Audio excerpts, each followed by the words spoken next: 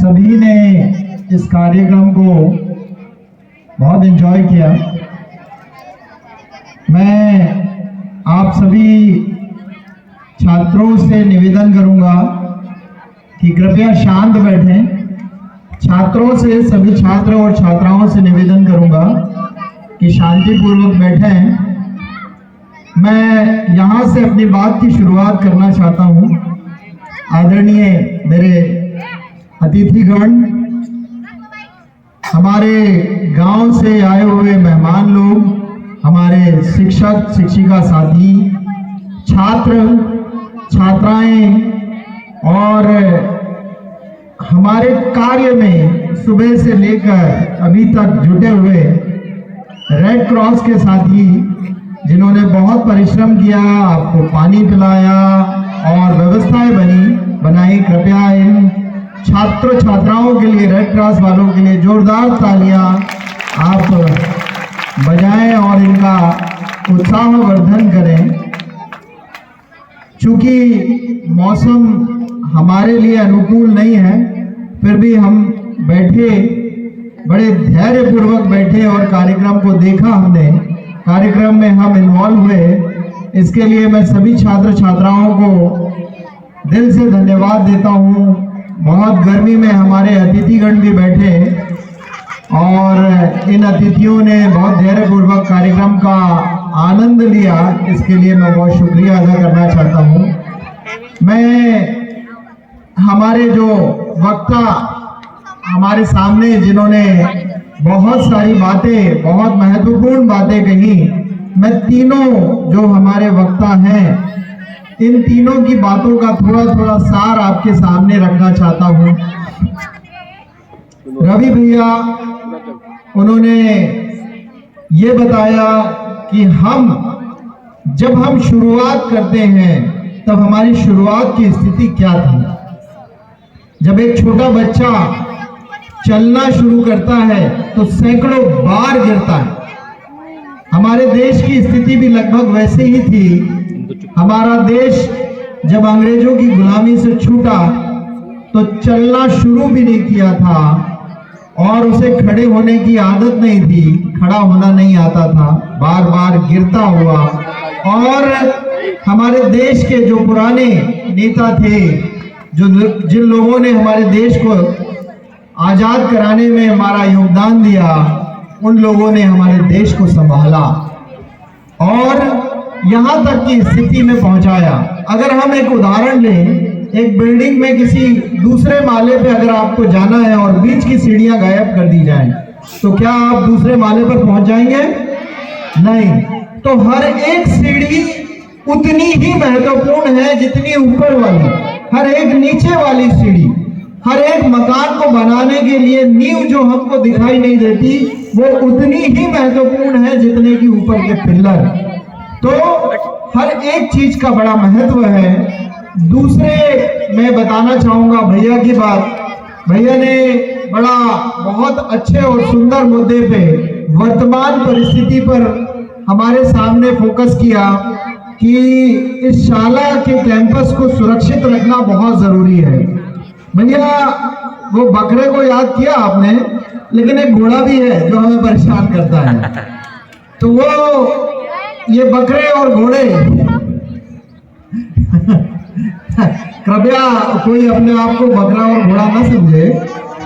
तो ये बकरा और घोड़ा ये इस बात का प्रतीक है कि ये हमारे कैंपस में आकर के उत्पात मचा सकता है।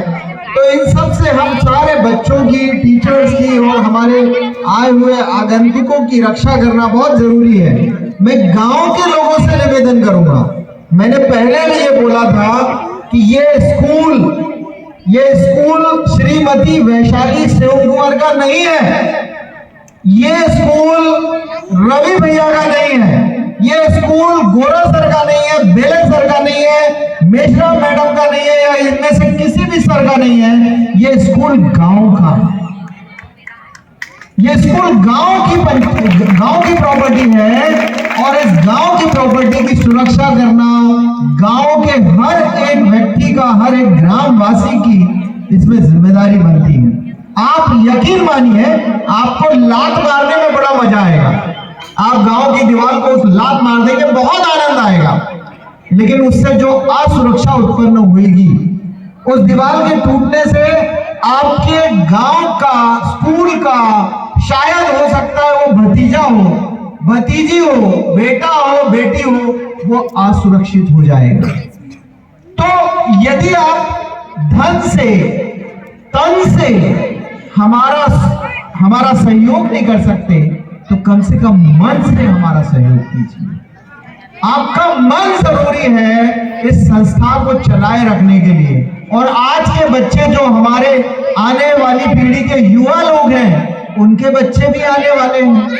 ये छात्र छात्राएं बैठे हैं, ये भी बड़े होंगे, इनका भी शादी ब्याह हो जाएगा, इनके बच्चे भी आने वाले हैं। कहाँ जाएंगे वो? इसी संस्था में आएंगे। तो इस संस्था की सुरक्षा की जिम्मेदारी केवल यहाँ बैठे हुए कैंपस में टीचरों की नहीं है, छात्र छात्राओं की नहीं है, रवि भैया की नहीं है, सरपंच साहब की अकेले की नहीं है, यहाँ सारे के सारे कुर्सी पे बैठे केवल इनकी नहीं है, बल्कि गांव के एक एक वासी की यहाँ जिम्मेदारी बनती है, चाहे वो देखी हो या अनदेखी हो। तो मेरा आपसे निवेदन है कि अगर हम गांव के ये रास्तों को बंद करते हैं, तो आप इसको अन्यथा ना लीजिए। ये गांव के बच्चों की सुरक्षा का, स्कूल के बच्चों की सुरक्षा का सवाल है। तो मैं ये कहना चाहूंगा कि आप इसमें सहयोग करेंगे। तीसरी बात मैं भैया के लिए कहूंगा कि भैया ने संविधान की बात कही। यकीन मानिए, आज से 50 साल पुरानी अगर हम स्थिति को देखें, तो भारत देश भयानक जाति, धर्म और इस तरह की ऊंच नीच की व्यवस्थाओं में शामिल था। आज जहां आप लोग बैठे हुए हैं, एक ही बेंच पे बहुत सारे लोग बैठे हुए हैं, किसी ने किसी की जाति पूछी, किसी ने किसी का धर्म पूछा नहीं। लेकिन आज से 50 साल, 100 साल पहले यही स्थिति हुआ करती थी। पहले जाति पूछी जाती थी, फिर लोगों का स्थान तय किया जाता था। और ये जो व्यवस्था आप वर्तमान की देख रहे हैं, ये केवल और केवल हमें दिलाया है सिर्फ संविधान ने। समझ रहे हैं आप?